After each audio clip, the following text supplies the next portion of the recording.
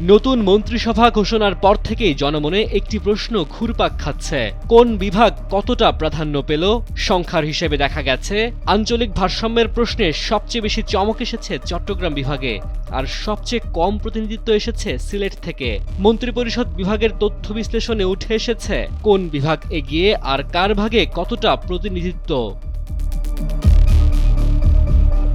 চট্টগ্রাম বিভাগ থেকে মন্ত্রী হলেন আমির খসরু মাহমুদ চৌধুরী, সালাউদ্দিন আহমদ, আবদুল্লাহ আওয়াল মিন্টু, কাজী শাহ মোফাজ্জল হোসেন কায়কোবাদ, শহীদুদ্দিন চৌধুরী অ্যানি, জাকারিয়া তাহের, দীপেন দেওয়ান, আ.ন.ম এহসানুল হক মিলন, মুহাম্মদ আমিনুর রশিদ ও ডক্টর খলিলুর রহমান।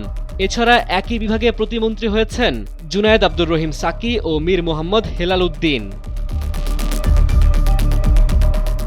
ঢাকা বিভাগ থেকে ১১ জন মন্ত্রী প্রতিমন্ত্রীকে পদে নেওয়া হয়েছে। তারা হলেন আফরোজা খানম রিতা, ফকির মাহবুব স্বপন, সর্দার সাখাওয়াত হোসেন বকুল ও শেখ রবিউল আলম।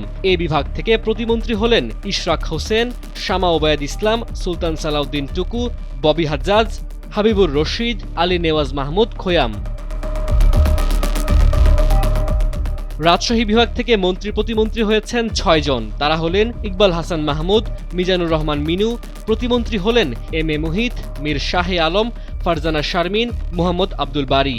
বরিশাল বিভাগ থেকে মন্ত্রী প্রতিমন্ত্রী হয়েছেন ৫ জন। হাফিজউদ্দিন আহমেদ, জহিরুদ্দিন স্বপন। মন্ত্রী প্রতিমন্ত্রী হয়েছেন আহমদ সোহেল মঞ্জুর, রাজীব আহসান, মোহাম্মদ নুরুল হক নূর। খুলনা বিভাগ থেকে মন্ত্রী প্রতিমন্ত্রী ৪ জন। নিতাই রায় চৌধুরী, মোহাম্মদ আসাদুজ্জামান, অনিন্দ ইসলাম অমিত, শেখ ফরিদুল ইসলাম। ময়মনসিংহ বিভাগ থেকে ৫ জন প্রতিমন্ত্রী হয়েছেন মোহাম্মদ শফিকুল আলম, কায়সার কামাল, এম রশিদুজ্জামান মিল্লাত, ইয়াসের খান চৌধুরী ও এম ইকবাল হোসেন। রংপুর বিভাগ থেকে ৩ জন মন্ত্রী ও ১ জন প্রতিমন্ত্রী হয়েছেন। তারা হলেন মির্জা ফখরুল ইসলাম আলমগীর, আবু জাফর মোহাম্মদ জাহিদ হোসেন, আসাদুল হাবিব মন্ত্রী এবং প্রতিমন্ত্রী হয়েছেন ফরহাদ হোসেন আজাদ।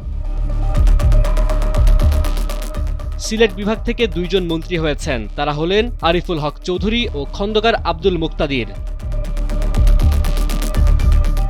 ডেস্ক রিপোর্ট, সময়ের আলো।